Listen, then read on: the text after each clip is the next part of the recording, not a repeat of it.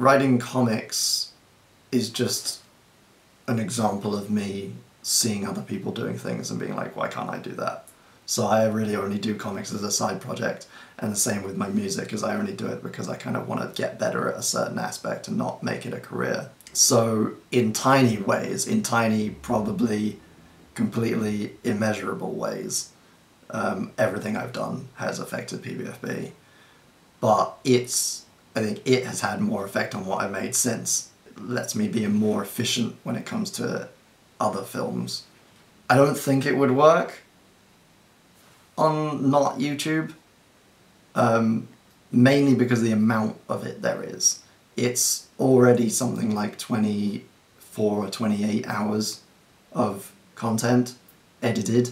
I mean, there are serial long-form television shows that are like that, but they are shot in bulk in studio situations. This is shot on the go and released on the go as it has to be. And I think it wouldn't work it wouldn't work as a blog.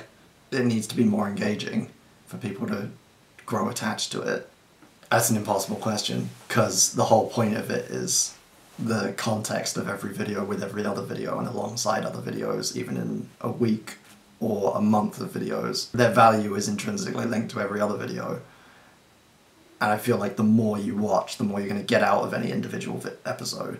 I might suggest the first one and then follow it up with the rest. Again, that's difficult. Like there are individual videos that are kind of non-canon, where I've just tried to be a standard video blogger and talk on a subject as a standalone video.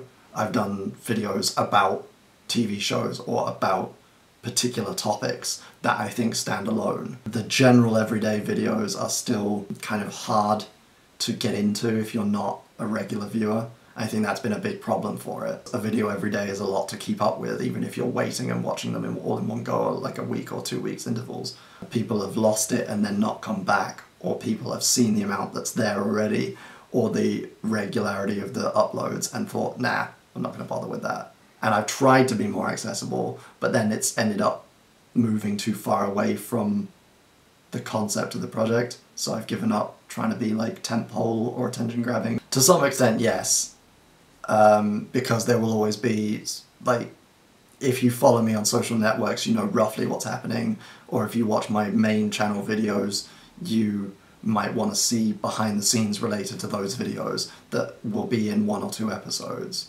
And I've tried to make those as accessible as possible with playlists and links and things throughout the project, so that people can dip into it if they're not regular viewers, if it's something that they might be interested in one-off. Pasping, again, the big difference is that I was working in a vacuum, so watching it, making it, I had no input and no context for it other than the videos I'd made previously.